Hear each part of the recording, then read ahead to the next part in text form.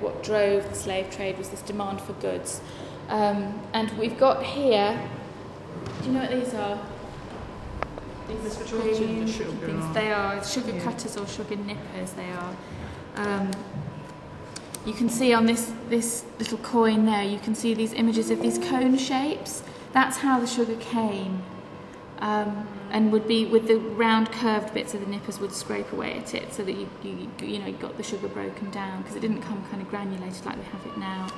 No. And then these are a little snuff box that represent tobacco, which was one of the earliest commodities grown, originally by white indentured labourers, many of them Irish, many of them convicts taken over to the New World to do this hard work in a new place, but very quickly replaced by slaves in the 17th century, African slaves in the 17th century.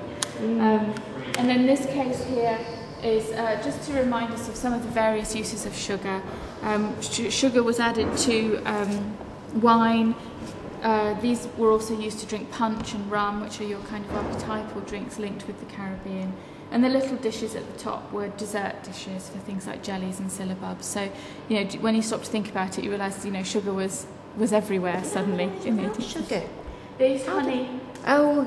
And if you look at like early cake recipes, they use things like carrot, parsnip, all sorts of vegetables that are full of natural. Yes, that's right. Quite a sweet taste. Very sweet. Oh, that's interesting. Yes. More healthy that as well. Absolutely. Yeah. Well, this is it. This is the really, when you stop to think about it, this is the extraordinary thing. It is our downfall now, isn't it? In the last few decades, more so. Now, one of the things that drives the demand for sugar, or that goes hand in hand with the demand for sugar, is the demand for tea, which of course we didn't drink before the sort of late 17th, 18th century. But it was bitter, so we wanted it sweetened. So the availability of cheap sugar and the increasing cheapness of tea sort of go hand in hand to making tea the drink that we know of as the kind of great British drink now. And so this is just a collection of cups. Originally, tea, of course, comes from China, so the original teacups were Chinese with no handles. The Chinese drank their tea lukewarm, so they didn't need handles, but of course we wanted it hot, so very quickly handles started being put on so it could be held. I didn't realise that. They drank it lukewarm. So I didn't need handles. Because of course with these very delicate little porcelain cups, you couldn't possibly hold them in your hand. No? If they were full of boiling water. And that one there is so light, you can barely feel it when you're holding it. Gosh. So there's no way you could have held that.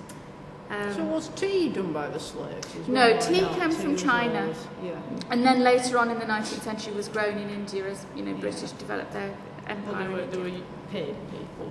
They were. I mean, conditions were probably not fantastic, and I'm afraid I don't know very much about it. But no, it wasn't grown by slaves. The slave connection is the sugar, without which we never would have drank the tea because it was too bitter. And this is just to remind us about the centrality of the navy and ships in all of this. Britain as a maritime power, how important slavery was to that development. And you'll notice there's money everywhere, because just the reminder that money is what's driving this whole business all along.